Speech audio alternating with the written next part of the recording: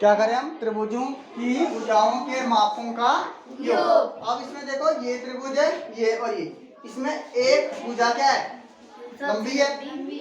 दो छोटी छोटी भुजा है और एक क्या है सबसे लंबी। यहाँ ए और बी छोटी और सी क्या है? ये दो छोटी और ये क्या है? लंबी है। और यहाँ पे देखो इसमें से एक लंबी है, कौन सी? ये वाली छोटी है थोड़ी सी, ठीक है, ये वाली सबसे लंबी मान के चलो। एक आधी थोड़ा फर्क है, ठीक है इसमें, या इसको मैं बढ़ा दूं। अब ये वाली लंबी होगी ना, ठीक है। क्या होती है हमेशा त्रिभुज में एक भुजा क्या होगी? लंबी होगी, ठीक है। तो जो जो लंबी भुजा होती है, देखो अगर हम इन दोनों को प्लस करें, क्या करें? प्लस करें। अगर मैं यहाँ पे ए दे दूं, यहाँ पे बी और यहाँ पे सी, तो जो त्रिभुजों की भुजाओं का योग होता है, अगर हम दो भुजाएं जो छोटी भुजाएं इनको प्लस करें, किनको? छोटी दो भुजाओं को प्लस करें। कौन कौन सी हमारे पास? एक ए है, एक ए और बी है। जो इनका योग होगा, जो इनका योग होगा वो बड़ा होता है किससे? तीसरी भुजा से। किससे? तीसरी भुजा। कोई भी त्रिभुज है उसमें एक सबसे जो लंबी साइड होगी वो, उसके अलावा जो दो छोटी साइडें होंगी, दो छोटी भुजाएं होंगी, उनका जो योग होता है वो ज्यादा होता है किस वाली साइड से? जो सबसे लंबी वाली भुजा है, ठीक है। फिर से मैं बोल रहा हूँ, क्या होता है कि जो सबसे दो छोटी भुजाएं हैं उनका योग तीसरी भुजा से क्या होता है? ज्यादा होता है। क्या होता है? ज्यादा होता है। जैसे मान लो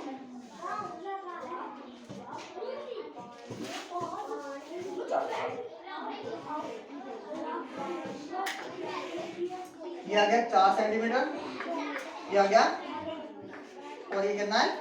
7 सेंटीमीटर, ठीक है। अब इन दोनों को क्या करना? छोटी वाली ये है ना, इन दोनों को क्या करेंगे हम? प्लस। क्या करेंगे?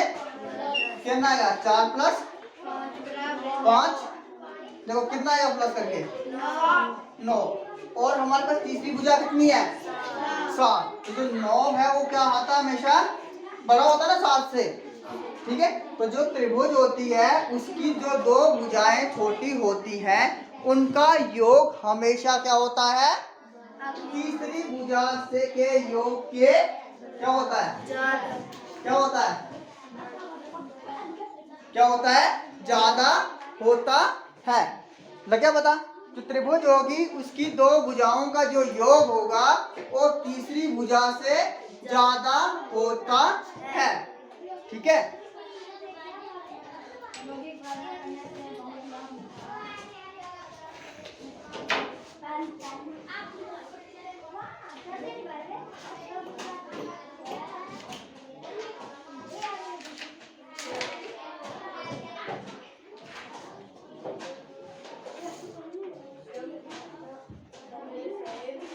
लग गया पता? ठीक है। हमेशा क्या होगा कि दो भुजाओं का योग तीसरी से बड़ा होगा। अगर ऐसा कहीं नहीं आ रहा तो वो त्रिभुज नहीं होगी। क्या होगा?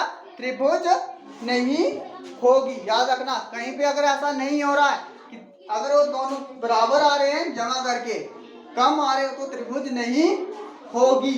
हमेशा त्रिभुज में दो छोटी भुजाओं का योग तीसरी भुजा से अधिक होता है, ठीक है। अब हम एक त्रिभुज के बारे में हमने पहले पढ़ा, समद्विबाहु त्रिभुज में आया, फिर समबाहु के बारे में क्या था। अब करेंगे हम एक और त्रिभुज है समकोण त्रिभुज। किसके बारे में? समकोण त्रिभुज के बारे में।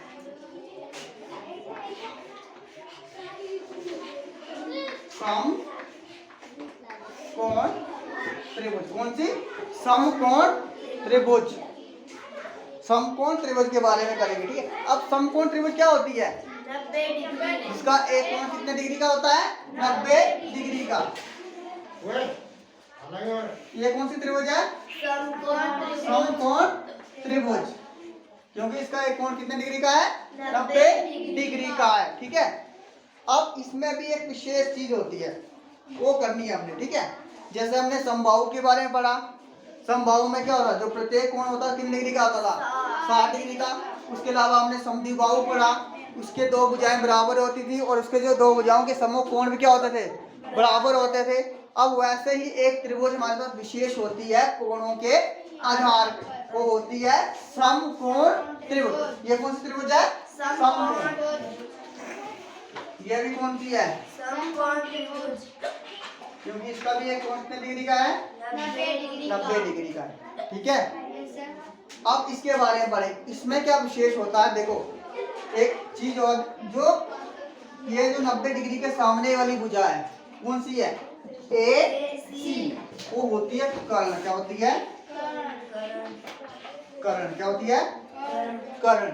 इसकी कर्ण ये वाली, और इसका जो कर्ण आएगा कौन सा आएगा? ये वाला। तो याद रखना कर्ण क्या होता है? जो 90 डिग्री के सामने वाली भुजा है। कौन सी?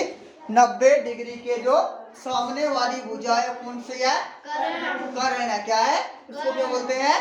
कर्ण बोलते हैं। ठीक है, और अब इस लाइन पे ये कोण बना, ये क्या है? इसका आधार। क्या है? आधार क्या होता है? जिस पे कोण बना होता है, ये इस पे बना है ना, ये क्या है? इसका आधार। क्या है? आधार। ठीक है, और जो ये वाली होती है उसको बोलते हैं लंब। क्या बोलते हैं? लंब। ठीक है, जो 90 डिग्री के सामने वाली भुजा उसको बोलते हैं कर्ण। क्या बोलते हैं? 90 डिग्री के जो सामने वाली भुजा है, यहाँ पे कौन सी है सामने वाली? ये क्या है? कर्ण। क्या है? कर्ण। और ये जिससे बना है इसको बोलेंगे आधार। और ये जो तीसरी भुजा बची इसको बोलते हैं लंब। क्या बोलते हैं? लंब। जो 90 डिग्री का कोण बना रही है उसको बोलते हैं लंब। क्या बोलते हैं? लंब। ये क्या है इसका? लंब। क्या है? लंब। और ये क्या है? आधार। ठीक है, अगर मैं ऐसे बनाऊं,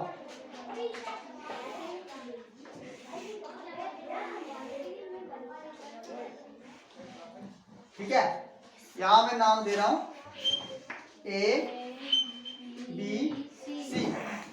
ठीक है, और ये क्या आएगा इसका? कर्ण। अगर मैं इसको इस साइड से देखूं तो ये क्या आएगा इसका? आधार। क्या आएगा? आधार। और ये क्या आएगा? लंब। समकोण त्रिभुज में तीन चीजें होती है। क्या क्या? कर्ण, आधार और लंब। सबसे लंबा वाली साइड ये वाली कौन सी है? कर्ण। हमने पढ़ा था पीछे कि त्रिभुज की दो भुजाएं क्या होती हैं, उनका योग हमेशा तीसरी भुजा से क्या होता है? अधिक होता है। तो यहाँ पे सबसे लंबी भुजा क्या होती है? हमेशा कर्ण। समकोण त्रिभुज में सबसे लंबी भुजा को क्या कहते हैं? कर्ण। क्या कहते हैं? कर्ण कहते हैं। ठीक है, ऐसे नहीं कर्ण की जगह लंब लिख दिया। ठीक है, क्या आएगा? कर्ण। ठीक है, अब इसके में एक विशेष चीज होती है उसके बारे में हमने करना। ठीक है, इसमें एक विशेष थ्योरम लगती है, प्रमेय लगती है, उसको बोलते हैं पाइथागोरस। क्या बोलते हैं? पाइथागोरस। समकोण त्रिभुज में एक प्रमेय का यूज होता है, उसको बोलते हैं पाइथागोरस। क्या बोलते हैं? पाइथागोरस। पाइथागोरस। क्या बोलते हैं? पाइथागोरस। पाइथागोरस एक ये वैज्ञानिक थे, उनके नाम पे रखा गया है पाइथागोरस प्रमेय। क्या बोलते हैं? पाइथागोरस प्रमेय। पाइथागोरस प्रमेय का उपयोग कहाँ किया जाता है? समकोण त्रिभुज के ऊपर। किसके ऊपर? हमेशा जहाँ भी पाइथागोरस प्रमेय का यूज होगा वहाँ किस त्रिभुज पे लगेगा? समकोण त्रिभुज पे। कौन त्रिभुज पे? समकोण त्रिभुज पे। A B C. अब पाइथागोरस प्रमेय क्या बोलती है कि जो इसका जो कर्ण है, ये क्या इसका? कर्ण है, और ये आ गया इसका आधार, और ये आ गया लंब। ठीक है, हमने पीछे पढ़ा इन दोनों को जमा करके क्या आता है? इससे अधिक आता है ना। हमने पीछे पढ़ा था पिछली वाले पीछे हमने इससे पहले किया कि कोई भी त्रिभुज है, अगर हम क्या कर रहे हैं, अगर उसकी दो भुजाओं को क्या कर रहे हैं? प्लस कर रहे हैं, तो हमेशा तीसरी भुजा से क्या आता था? अधिक। क्या आता था? अधिक आता था। यहाँ पे देखो, अब इसमें क्या होगा? हम इन दोनों को प्लस तो करेंगे, साथ में इसका वर्ग करते हैं। क्या करते हैं? वर्ग। वर्ग क्या होता है? आधार को आधार से गुणा करेंगे, लंब को लंब से गुणा करेंगे। ठीक है, देखो आधार गुणा आधार। ठीक है, इसमें जमा कर देंगे हम लंब गुणा लंब। ठीक है, आधार गुणा आधार, फिर इसमें जमा करना है लंब गुणा लंब। ये बराबर आता है कर्ण कर्ण गुणा कर्ण। क्या होता है? कर्ण गुणा कर्ण के बराबर। ठीक है, कोई भी समकोण त्रिभुज होगी, समकोण त्रिभुज कब होगी? जब ये पाइथागोरस जो प्रमेय है उसे उसके हिसाब से वो बननी चाहिए। जो ये प्रमेय है उसका वहां पे प्रयोग करके जो हमारे पास आधार गुणा आधार है, लंब गुणा लंब है, उनको प्लस करके कर्ण गुणा कर्ण के बराबर आता है, तभी वो त्रिभुज क्या कहलाएगी? समकोण त्रिभुज कहलाती है। अब देखो आधार गुणा आधार है, इसको ले सकते हैं हम आधार का वर्ग। आधार का ये होता है वर्ग। आधार के ऊपर क्या लिख दिया? 2। इसको बोलते हैं वर्ग। क्या बोलते हैं? वर्ग। इसमें जमा करना है हमने किसका? लंब का वर्ग। किसका? लंब का वर्ग। और किसके बराबर होगा ये? कर्ण के वर्ग के बराबर। ठीक है, तो क्या होती है? ये है पाइथागोरस। इसको क्या बोलते हैं? पाइथागोरस प्रमेय। क्या बोलते हैं? पाइथागोरस प्रमेय। तो पाइथागोरस प्रमेय क्या होती है? लंब आधार का वर्ग, किसका? आधार का वर्ग जमा लंब का वर्ग जमा बराबर है किसके बराबर होता है? कर्ण के वर्ग के बराबर। इसको बोलते हैं पाइथागोरस प्रमेय। और पाइथागोरस प्रमेय हमेशा कहाँ लगती है? समकोण त्रिभुज में। किसमें? समकोण त्रिभुज में। अगर इतना, अब देखो इसको हम शॉर्ट में लिख सकते हैं। कर्ण को लिखते हैं हम H से। किससे? आधार को लिखते हैं B से। और लंब को लिखते हैं हम P से। किससे? P से। अगर इतना नहीं लिखना तो इसको लिख सकते हैं हम H का H स्क्वायर, मतलब कर्ण का स्क्वायर बराबर है लंब कितना है? B आ गया। आधार का वर्ग, साथ में क्या है? लंब का वर्ग। ये भी क्या है? पाइथागोरस। ये और ये एक ही चीज है। H को बोलते हैं हाइपोटेन्यूज और B को बोलते हैं बेस, P को बोलते हैं परपेंडिकुलर। हाइपोटेन्यूज हो गया हमारे पास कर्ण, और बेस हो गया आधार, और परपेंडिकुलर होता है लंब। क्या होता है? लंब। ठीक है, ये थी पाइथागोरस। अब इसके हम क्वेश्चन करेंगे पाइथागोरस के। ठीक है,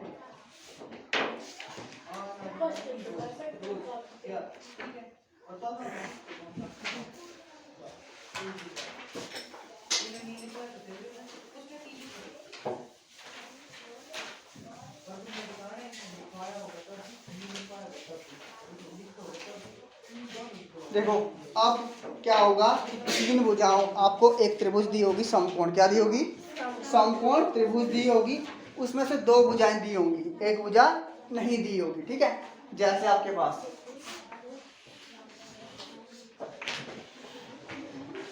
कौन सी त्रिभुज है? समकोण त्रिभुज। क्या है? समकोण त्रिभुज। और ये दिया आपके पास 4, और ये दिया है 3, और ये दिया है x। ठीक है, साथ में सेंटीमीटर लिख रहा हूं मैं। ये है 4 सेंटीमीटर और ये कितनी है? 3 सेंटीमीटर। क्या है? हमने x की वैल्यू बतानी है। किसकी बतानी है? x की वैल्यू बतानी है। किसकी बतानी है? x की वैल्यू बतानी है। x क्या है? सूरज यहाँ पे कर्ण है। क्या है? x क्या है? कर्ण है। x को लिख सकते हैं हम क्या है? कर्ण है। ठीक है, और 4 क्या है यहाँ पे? आधार। आधार क्या है? 4 सेंटीमीटर क्या है हमारे पास? आधार। और 3 सेंटीमीटर क्या है हमारे पास? लंब। क्या बोलते हैं इसको? लंब।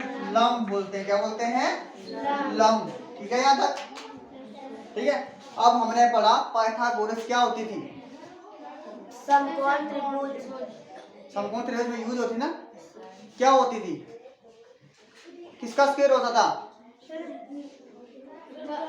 आधार स्क्वायर। आधार का स्क्वायर। आधार का स्क्वायर प्लस क्या होता था? लंब का स्क्वायर। और साथ में क्या होता था? कर्ण का स्क्वायर। देखो आधार कितना है यहाँ पे? 4 का स्क्वायर सेंटीमीटर नहीं लिखेंगे हम, ठीक है? प्लस लंब कितना है? 3 का स्क्वायर। और यहाँ पे कितना है? x का स्क्वायर। अब देखो 4 का स्क्वायर मतलब 4 को 4 से ही गुणा करना। कितना होता है? 16। कितना होता है? 16। 3 को 3 से गुणा करेंगे कितना आएगा? 9 बराबर है कितना? x की 16 और 9 25। कितना होता है? 25 बराबर है क्या आएगा? x का स्क्वायर। अब यहाँ देखो हमें x की वैल्यू चाहिए कि x स्क्वायर चाहिए? हमें x चाहिए। अब 25 किस नंबर को उसी से गुणा करें किस संख्या को कि 25 आता है? किसको आता है? 5 पंजे 5 गुना 5 कितना होता है? 25 होता है। x की वैल्यू कितनी आ जाएगी? 5 सेंटीमीटर। क्या हो जाएगी? यहाँ से स्क्वायर हट जाएगा, ठीक है? और 25 किसका होता है? 5 गुना 5 कितना होता है? 25। तो x की वैल्यू कितनी आ गई? 5। अगर यार 36 होता, 6 गुना 6 होता ना 36, तो x की वैल्यू कितनी आनी थी? 6। अगर 49 होता क्या आना था? 7। अगर 64 होता क्या आना था? 8। और 81 होता क्या आना था? 100 होता तो 10 आना था, ठीक है? तो x की वैल्यू कितना होता है? 25। तो x की वैल्यू कितनी आ गई? 5 सेंटीमीटर। इसका आंसर कितना आएगा? 5 सेंटीमीटर, ठीक है? अगली हमारे पास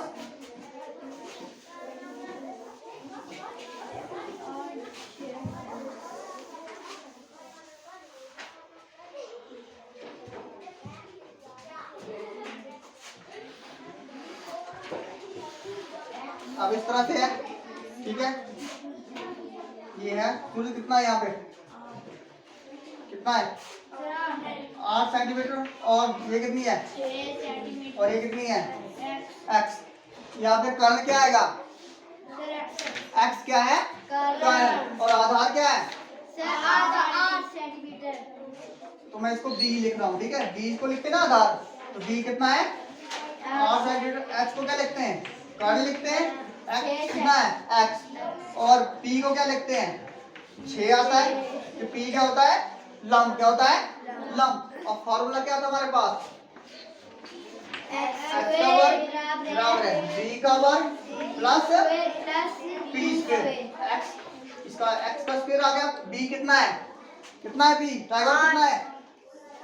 b कितना है? 8। कितना आएगा? 8 का स्क्वायर। p कितना है? 6 का स्क्वायर। x स्क्वायर वैसे का वैसा 8 का स्क्वायर। 8 गुना 8 64 प्लस 6 का 36। x स्क्वायर बराबर है कितना हो गया? 64 प्लस 36 100। कितना आएगा? 100। 100 किसका होता है? 10 ये आ गया 10 सेंटीमीटर। इसकी वैल्यू कितनी आएगी? 10 सेंटीमीटर, ठीक है? ये करना है, बाकी हम कल करेंगे, ठीक है? कल करेंगे 6.5।